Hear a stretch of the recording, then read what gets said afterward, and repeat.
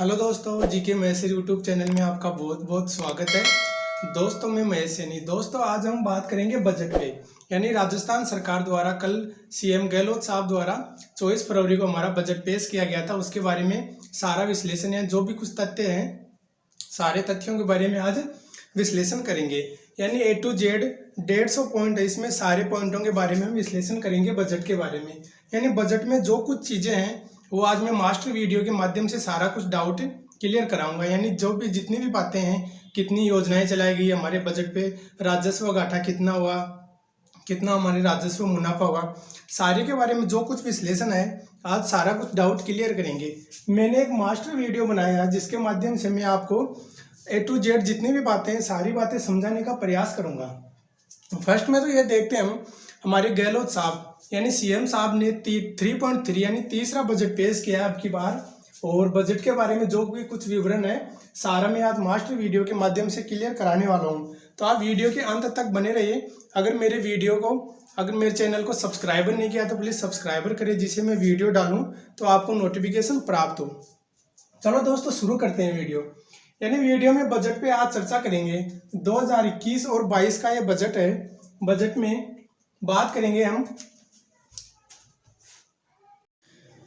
तो चलो आइए देखते हैं दोस्तों बजट के बारे में। यानी बजट के बारे में आज जो कुछ बातें हैं सारी ए टू जेड हम क्लियर करने वाले हैं। फर्स्ट में ये देखते हैं हमारे मंत्रिमंडल में 6 मंत्री हैं, उन मंत्रियों के बारे में विशेष चर्चा करेंगे। यानी मंत्रियों की कौन कौन से मंत्री हमारे ऊर्जा मंत्री हैं और हमारे यूडीएच मंत्री कौन है और कृषि मंत्री कौन है, क्योंकि इनकी महत्वपूर्ण भूमिका रहने वाली है बजट सेशन में, तो इनके बारे में हम विस्तार से आज पढ़ेंगे। फर्स्ट में देखते हैं हमारा सीएम साहब गहलोत द्वारा तीसरा बजट पेश किया गया है। बजट में गोविंद सिंह डोटासरा हैं, वो शिक्षा मंत्री हमारे राजस्थान के शिक्षा मंत्री हैं। बजट के बारे में फिर बाद में विश्लेषण करेंगे। एक बार कॉमन बातें हैं। बीडी कल्ला हमारे ऊर्जा मंत्री हैं राजस्थान सरकार के। फिर रघु शर्मा है, रघु शर्मा चिकित्सा मंत्री हैं, क्योंकि इनका नाम ये बताने वाला हूँ मैं क्योंकि इनकी महत्वपूर्ण भूमिका है चिकित्सा के क्षेत्र में, रघु शर्मा। फिर बात करें तो यूडीएच मंत्री, ये है हमारे शांति धारीवाल। और फिर लास्ट में है कृषि मंत्री यानी लालचंद कटारिया, ये है कृषि मंत्री। ये थी दोस्तों मंत्रिमंडल की बात। अब बात करते हैं हमारे विशेष बजट पे। पहले तो ये देखते हैं कि बजट है क्या और बजट का शाब्दिक अर्थ क्या है बजट का। तो ये देखते हैं बजट वैसे कोई बजट नाम का कोई शब्द नहीं है। बजट यानी बुजेट। पहले एक बात यह फ्रेंच शब्द है, यानी फ्रेंच का एक शब्द है बुजेट, यानी बुजेट नाम है इसका। बजट नाम का कोई संविधान में कोई लेख नहीं है। बजट यानी फ्रेंच शब्द है। अब बजट देखते हैं है क्या। यानी इंग्लैंड के प्रधानमंत्री थे सर रॉबर्ट वॉलपोल। उन्होंने एक चमड़े का थैला लेके पहली बार विधानसभा में गए थे तो उनका मजाक उड़ाया गया। यानी आपने ये बजट लाया है, लाल थैले में लेके गए थे, और उसी दिन से ये बजट नाम प्रस्तुत किया जाने लगा। फर्स्ट में ये देखते हैं बजट। हमारे राजस्थान सरकार द्वारा बजट जो पेश किया जाता है, यानी राज्यों की बात करूं मैं, राज्यों में बजट अनुच्छेद 202 यानी आर्टिकल 202 के तहत आता है। और मैं केंद्र की बात करूं, केंद्र में बजट पेश किया जाता है अनुच्छेद 112 के तहत। ये थी कॉमन बातें। फिर हम ये बात करें अगर पहला बजट किसने पेश किया था, यानी 1950 में हमारे वित्त मंत्री कौन थे, जॉन मथाई थे। जॉन मथाई ने ये बजट हम पेश किया था 1950 में। ये थी दोस्तों कॉमन बातें। अब बात करें बजट की, यानी बजट में 6 बिंदु रहने वाले हैं, उनके बारे में राजस्व विभाग की बात करें तो राजस्व विभाग की बात करें पहले तो ये देखते हैं हम 150 बिंदु है। मैंने एक मास्टर वीडियो के माध्यम से आपको सारा कुछ डाउट क्लियर कराया है, आपको अच्छे से समझना है। फर्स्ट में देखते हैं हमारे यानी बजट में कितना खर्चा हुआ, कुल राजस्व खर्चा कितना हुआ। तो फर्स्ट में अगर 2021-22 की बजट की बात करें, यानी 24 फरवरी को हमारा बजट पेश किया गया था, उसमें 250 यानी 2,50,832 करोड़ रुपए का बजट पेश किया गया। यानी कितना बजट पेश किया गया है, 2,50,832 करोड़ का बजट पेश किया गया, यानी 2021-22 वाले बजट में। फिर बात करें अगर पिछले बजट की मैं बात करूं, उनके भी मैं कुछ आंकड़े लेके आया हूँ। 1,85,750 करोड़ रुपए बजट पेश किए, यानी 2020-21 वाले बजट में से पिछले बजट में, उसमें भी हमारे सीएम साहब गहलोत ही थे। फिर आगे बात करूं मैं, वसुंधरा राजे सिंधिया थी, वो 2018-19 का बजट पेश किए थे। उनमें 1,69,100 करोड़ रुपए का बजट हमारा पेश किया गया था। ये थे बजट के बारे में कुछ तथ्य, यानी कुछ खर्चों के बारे में, यानी कितने खर्च पेश किया गया। अगर बात करें पहला बजट, यानी पहला बजट हमारा कब पेश किया गया था, तो 1952-53 में पहला बजट पेश किया गया था और उनमें कितने राशि की खर्च हुई थी, यानी 17.7 करोड़ रुपए इसमें खर्च हुए थे।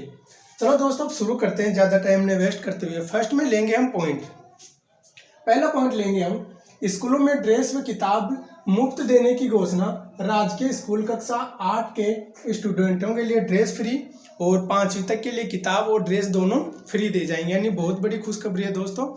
8 कक्षा 8वीं और 5वीं तक के विद्यार्थियों के लिए ड्रेस और किताबें बिल्कुल फ्री दी जाएंगी।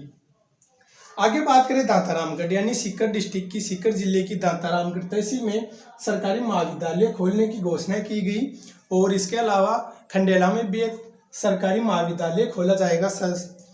खंडेला के वर्तमान एमएलए कौन है? महादेव सिंह खंडेला, जिन्होंने भी काफी महत्वपूर्ण भूमिका निभाई है, यानी खंडेला में गवर्नमेंट कॉलेज लेके आए, यानी गवर्नमेंट कॉलेज खुलेगी। तीसरी बात की दोस्तों चर्चा करते हैं, सेकेंडरी सीनियर यानी सीनियर सेकेंडरी स्कूलों में, यानी 10वीं और 12वीं तक की स्कूलों में, KGBV स्कूलों में स्मार्ट टीवी और सेट टॉप बॉक्स लगाए जाएंगे, यानी सेट टॉप बॉक्स और टीवी लगाए जाएंगे और कैमरे भी लगाए जाएंगे, जिससे निगरानी रहेगी इसमें कि स्टूडेंटों की, और सारी ऑफिस में जो भी कुछ उसमें KGBV कैमरे और CCTV कैमरे इसमें लगाए जाएंगे। फिर आगे बात करें दोस्तों, आगे बात करें 50,000 यानी 5,000 आबादी वाले गाँव में, यानी जिन गाँव की 5,000 आबादी है उनमें 1200 महात्मा गांधी स्कूलें खोली जाएंगी, यानी इंग्लिश मीडियम स्कूलें खोली जाएंगी 5,000 आबादी वाले ग्रामीण क्षेत्रों में। फिर बात करते हैं दोस्तों अगला पॉइंट पे, प्रतियोगिता परीक्षाओं में, यानी कंपटीशन की जितने भी तैयारी कर रहे हैं छात्रों, सभी के लिए एक खुशखबरी है, बेरोजगारों के लिए। प्रतियोगिता छात्रों में निःशुल्क यात्रा रहेगी रोडवेज बसों में, यानी रोडवेज बसों में निःशुल्क यात्रा रहेगी, यानी छात्रों के लिए जहाँ भी परीक्षा सेंटर पर एग्जाम देने जाएंगे उनके लिए रोडवेज बसों में निःशुल्क यात्रा रहेगी। अगला पॉइंट पे चर्चा करते हैं दोस्तों बेरोजगारों के लिए, यानी बेरोजगारों के लिए काफी सौगात है, यानी बहुत बड़ी सौगात है। पहले तो ये देखते हैं कि इसमें बजट में शिक्षा, सड़क और स्वास्थ्य पे काफी जोर दिया गया है, वो बातें लास्ट में करेंगे। बेरोजगार भत्ता 1,000 रुपये तक बढ़ाया गया, पहले 3,000 अब 1,000 रुपये, यानी 4,500 रुपये देगी। छात्राओं के लिए तो 3,500 प्लस 1,000 रुपये 4,500 रुपये हो गए हैं। और अगर मैं बात करूं छात्रों की, तो छात्रों के 3,000 थे और अब बढ़ के 1,000 रुपये 4,000 रुपये हो गए, यानी बहुत बड़ी खुशखबरी है। फिर बात करते हैं दोस्तों अगली बिंदु पे, यानी अगली बिंदु हमारी क्या कर रही है, प्रदेश में 50 राजकीय विद्यालय खोले जाएंगे, यानी 50 गवर्नमेंट कॉलेज खोले जाएंगे, 50 राजकीय विद्यालय खोले जाएंगे। ये भी बहुत बड़ी खुशखबरी है, हमारे राजस्थान में 50 कॉलेज गवर्नमेंट कॉलेज खोले जाएंगे। फिर बात करें झुंझुनू डिस्ट्रिक्ट की, यानी नवलगढ़ पोस्ट में उदयपुरवाटी तहसील में गवर्नमेंट कॉलेज खोले जाएंगे। वहाँ के विधायक राजेंद्र सिंह हुड्डा, उन्होंने भी गवर्नमेंट कॉलेज अपना प्रस्तावित रखा था कि गवर्नमेंट कॉलेज खोली जाए, तो वो भी हमारे बजट में पास की गई, यानी गवर्नमेंट कॉलेज खोली जाएगी। उसके बाद में बात करें दोस्तों पिलानी झुंझुनू, पिलानी में पॉलिटेक्निक कॉलेज खोले जाएंगे। पिलानी हमारे इंडस्ट्रीज एरिया पिलानी में, वहाँ पे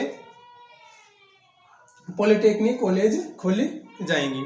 उसके बाद में दोस्तों बात करते हैं अगली पॉइंट पे। अगला पॉइंट क्या है हमारा, यानी सुजानगढ़ में मास्टर, यानी सुजानगढ़ चूरू में मास्टर भंवरलाल कॉलेज खोले जाएंगे, यानी भंवरलाल मास्टर भंवरलाल के नाम से कॉलेज खोले जाएंगे सुजानगढ़ तहसील में। फिर बात करते हैं दोस्तों अगली मनरेगा, यानी महात्मा गांधी नरेगा में पहले 100 दिन का रोजगार दिया जाता था और अब दिया जाएगा 200 दिन का रोजगार, यानी पहले 100 दिन का रोजगार दिया जाता था और अब दिया जाएगा 200 दिन का रोजगार, यानी महात्मा गांधी नरेगा में 200 दिन का रोजगार दिया जाएगा। फिर बात करते हैं अगली, यानी 25 जिला मुख्यालयों में नर्सिंग कॉलेज खोले जाएंगे, यानी हमारे 33 जिलों में उनमें से 25 जिला मुख्यालयों में नर्सिंग कॉलेज खोली जाएंगी, यानी नर्सिंग कॉलेज खोली जाएंगी। ये भी काफ़ी बड़ी सौगात है और खुशखबरी भी हम कह सकते हैं इसे। आगे बात करते हैं सड़क हादसे में, यानी जो व्यक्ति सड़क हादसे में घायल होता है, अगर उनको कोई व्यक्ति अस्पताल पहुंचाता है, उनके लिए 5,000 की प्रोत्साहन राशि दी जाएगी। यानी जो व्यक्ति सड़क हादसे में घायल होता है उनके, और जो जिस व्यक्ति द्वारा वो अस्पताल पहुंचाया जाता है, तो उनके लिए 5,000 की प्रोत्साहन राशि प्रोत्साहन राशि दी जाएगी। फिर बात करते हैं दोस्तों अगली बात, यानी मनुष्य में मैं बात करूं अगर पशुओं के लिए भी काफ़ी इसमें सौगात की गई है। यानी मनुष्य तो है लेकिन पशुओं के लिए भी इस बजट में काफ़ी, यानी मानव के अलावा पशुओं के लिए भी काफ़ी अच्छी खुशखबरी है। कौन सी? यानी 108 की तर्ज पर, यानी 108 की तर्ज पर एम्बुलेंस होती थी, वो पशुओं के लिए अब 102 नंबर डायल करना पड़ेगा। उसके बाद में पशुओं के लिए एम्बुलेंस होगी और उनको अस्पताल तक पहुंचाए जाएंगे, फिर एम्बुलेंस के द्वारा उनको वापस छोड़े जाएंगे। तो यह भी बहुत बड़ी खुशखबरी है। बजट में 1025 पद कृषि पर्यवेक्षक के यानी एग्रीकल्चर के पोस्ट इसमें निर्धारित किए गए हैं। अगर मैं बात करूं बेरोजगारों के लिए शिक्षा के क्षेत्र में, 50,000 नई वैकेंसी निकाली गई है इसमें, यानी 50,000 वैकेंसी, नई वैकेंसी बजट में प्रस्तावित की गई है। फिर आगे बात करते हैं दोस्तों, बेरोजगारों को 4 माह का प्रशिक्षण दिया जाएगा और उसके बाद में विभिन्न विभागों को राजीव गांधी युवा वॉलेंटियर बनाए जाएंगे, यानी उनके लिए प्रशिक्षण दिए जाएंगे और प्रशिक्षण जो भी प्रशिक्षण ले सकते हैं उनके लिए राजीव गांधी युवा वॉलेंटियर बनाए जाएंगे। उसके बाद में दोस्तों बात करते हैं कॉमन एलिजिबिलिटी टेस्ट, यानी कॉमन एलिजिबिलिटी टेस्ट है क्या। इसके द्वारा अगर ग्राम सेवक की बात करूं, पटवारी की बात करूं, अदर कोई भी कॉम्पिटिटिव एग्जाम की बात करूं, उनके लिए एक कॉमन एलिजिबिलिटी टेस्ट होगा और उनको प्री क्वालिफाई करना पड़ेगा। यानी मेन और प्री पहले जो एग्जाम लगती थी, अब प्री और मेन की एग्जाम नहीं लगेगी, उनके लिए एक ही एग्जाम होगी, प्री क्वालिफाई करनी पड़ेगी, वो कॉमन एलिजिबिलिटी टेस्ट होगा। और उनके लिए अगर मैं बात करूं तो 1 टाइम पासवर्ड यानी वेरिफिकेशन, पुलिस वेरिफिकेशन के लिए बार बार आपको नहीं जाना पड़ेगा, उसके लिए 1 टाइम पासवर्ड होगा, यानी एक बार ही वेरिफिकेशन OTP के द्वारा रजिस्ट्रेशन होगा, उसके बाद में आपको वेरिफिकेशन नहीं कराना पड़ेगा। फिर बात करते हैं दोस्तों, यानी मैंने बता दिया 50,000 पदों की इसमें भर्ती निकाली गई है। 37,400 आंगनबाड़ी केंद्रों में प्री प्राइमरी बच्चों के लिए 225 करोड़ रुपए की लागत से संसाधन उपलब्ध होंगे। यानी अगर आंगनबाड़ी की बात करूं तो प्री प्राइमरी यानी बच्चों के लिए 5वीं से 8वीं तक के बच्चों के लिए आंगनबाड़ी केंद्रों पे मिड डे मील की योजना में प्रोत्साहन है, उनको बढ़ावा देने के लिए 225 करोड़ का इसमें प्रावधान रखा गया। तो यह भी बहुत बड़ी खुशखबरी है। उसके बाद में दोस्तों बात करें फूड सेफ्टी, यानी फूड सेफ्टी के लिए निदेशालय की स्थापना होगी। यानी मिड डे मील के तहत इसमें जो बच्चों को 5वीं से 8वीं तक और 1 से 5वीं तक भोजन या राशन पानी उसमें दिया जाता है, उसके लिए अलग से एक स्थापना फूड सेफ्टी निदेशालय की स्थापना की जाएगी। फिर बात करते हैं दोस्तों सिलिकोसिस बीमारी, ये बहुत ही बड़ी बीमारी है जिसे हम कैंसर से भी खतरनाक बीमारी कह सकते हैं। सिलिकोसिस बीमारी के रिसर्च के लिए 5 करोड़ रुपए का इसमें प्रावधान किया गया है। यानी सिलिकोसिस बीमारी के लिए 5 करोड़ का इसमें प्रावधान किया गया है। फिर मैं बात करूं सड़क हादसे में, अगर सड़क हादसे में किसी की मृत्यु हो जाती है अचानक, तो उनके लिए भी 50,000 रुपये तक का प्रोत्साहन राशि इसमें उपलब्ध कराई गई है हमारे बजट में। दोस्तों मैं बात करते हूँ इसमें बजट के बारे में कि बजट में काफ़ी बहुत कुछ अब की बार देखने को मिला। यानी CM साहब को हम, गहलोत साहब को हम धन्यवाद देंगे कि बजट में उन्होंने अच्छी घोषणाएं की है। फिर बात करते हैं दोस्तों, जोधपुर में नए डायग्नोस्टिक सेंटर खोले जाएंगे, डायग्नोस्टिक विंग बनेगी, यानी जोधपुर में नए डायग्नोस्टिक विंग बनेगी, उनके तहत हम सोनोग्राफी वगैरह उनकी करा सकेंगे, उनमें डायग्नोस्टिक विंग खोली जाएगी। फिर जयपुर में बात करूँ, जयपुर के गनगौरी अस्पताल में, यानी गनगौरी अस्पताल में नए विंग के लिए 30 बेड खोले जाएंगे, यानी गनगौरी अस्पताल में 30 से 60 बेड उसमें उपलब्ध कराए जाएंगे। ये भी एक बहुत बड़ी खुशखबरी है। शाहपुरा, जयपुर, फतेहपुर और उप जिला अस्पतालों में 34 जिला अस्पतालों में क्रमोन्नत किया गया, यानी शाहपुरा, जयपुर, फतेहपुर के 34 जिला अस्पतालों को सहित क्रमोन्नत किया जाएगा, उनको बढ़ावा दिया जाएगा, यानी उनके ऊंचे स्तर पर राशि उपलब्ध कराई जाएगी, उनके लिए सुविधाएं की जाएगी। फिर बात करते हैं दोस्तों दूसरे पॉइंट पे, इस बार पूरी तरह से पेपरलेस बजट पेश किया गया, यानी कोरोना काल के चलते अब की बार बात करें तो पेपरलेस बजट पेश किया गया। अगर मैं केंद्र की भी बात करूं, हमारे वित्त मंत्री निर्मला सीतारमण जी ने बजट पेश किया था 1 फरवरी को, वो भी बिल्कुल पेपरलेस बजट था, उसके बारे में मैं वीडियो डालूंगा अच्छे से विश्लेषण करके। यानी अब की बार ये ध्यान में रखना, पेपरलेस बजट पेश किया गया 2021-22 का। फिर बात करें चिकित्सा के क्षेत्र में, मैं पीछे बताया दोस्तों आपको कृषि और चिकित्सा के क्षेत्र में, और कृषि और शिक्षा और सड़क यानी चिकित्सा के क्षेत्र में भी माने तो काफ़ी मतलब बजट में कुछ देखने को मिला। यानी इस बार पूरी तरह से बजट पेपरलेस हुआ। और आगे बात करें तो चिकित्सा के क्षेत्र में 30 नए पीएचसी खोले जाएंगे। अब पीएचसी है क्या दोस्तों, ये देखते हैं हम। पीएचसी मतलब प्राथमिक स्वास्थ्य केंद्र यानी प्राइमरी हेल्थ कॉरपोरेशन, यानी प्राथमिक स्वास्थ्य केंद्र खोले जाएंगे। 30 नए पीएचसी खोले जाएंगे। और पहले बिजली का बिल यानी किसानों के लिए काफ़ी बड़ी खुशखबरी है। पहले बिजली का बिल 1 माह से आता था, तो अब आएगा 2 माह से, यानी पहले 1 माह से बिजली का बिल आता था, अब आएगा 2 माह से, यानी ये भी बहुत बड़ी खुशखबरी है। फिर बात करते हैं दोस्तों अगले पॉइंट पे, यानी अगली बार कृषि के लिए अलग से बजट पेश किया जाएगा। यानी आपने पहले सुना होगा दोस्तों 1921 में, सन 1921 में एक वर्ग कमेटी की सिफारिश के आधार पे रेल बजट को आम बजट से अलग किया गया था।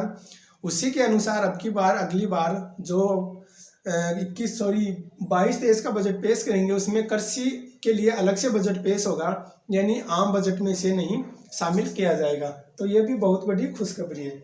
फिर खेलों के लिए इसमें मेजर ध्यानचंद स्टेडियम खोले जाएंगे यानी खेलों के बढ़ावा देने के लिए मेजर ध्यानचंद स्टेडियम खोले जाएंगे, जो हॉकी के जादूगर थे। 1905 में उनका जन्म, वो बाद में चर्चा करेंगे। यानी खेलों के लिए मेजर ध्यानचंद स्टेडियम खोले जाएंगे। अगर रिक्को की बात करूँ मैं, इंडस्ट्रीज एरिया हैं, जितने भी इंडस्ट्रीज एरिया उनको बढ़ावा देने के लिए, इंडस्ट्रीज एरिया में बढ़ावा देने के लिए 75 करोड़ रुपए का उसमें प्रोत्साहन राशि की गई। यानी 75 करोड़ रुपए इसमें प्रोत्साहन राशि दी जाएगी रिक्को वाले क्षेत्रों में। आगे बात करते हैं दोस्तों पॉइंट पे, खान एवं भूविज्ञानों के लिए 28.18 करोड़ रुपए का बजट पेश किया गया। यानी खान और भूविज्ञान, खान और खान खनिजों के लिए, खुदाई में हमें धातु प्राप्त करने के लिए, यानी बढ़ावा बेरोजगारों को रोजगार देने के लिए उनके लिए 28.18 करोड़ रुपए का बजट पेश किया गया है। और 100 करोड़ का पर्यटन विकास को बढ़ावा दिया गया। यानी हमारे पर्यटन विकास विभाग हैं उनके लिए, यानी पर्यटन जितने भी पर्यटन है हमारे स्थल, उनके लिए 100 करोड़ रुपए का प्रावधान इसमें किया गया है। फिर मेडिकल पर ज़्यादा जोर दिया। मैंने पीछे बताया था कि स्वास्थ्य विभाग पर और कृषि विभाग पर इस बजट में ज़्यादा जोर दिया गया, यानी मेडिकल पर ज़्यादा इसमें जोर दिया गया। फिर दोस्तों बात करते हैं 6000 नई ग्राम पंचायतों को इसमें जोड़ा जाएगा। यानी 6000 नई ग्राम पंचायतों को इसमें शामिल किया जाएगा। फिर बात करते हैं दोस्तों अगली बात, नागौर बीकानेर लाडनू क्षेत्र में, नागौर बीकानेर लाडनू समेत 5 जगहों पर आधुनिक बस स्टैंड खोले जाएंगे। यानी लाडनू बीकानेर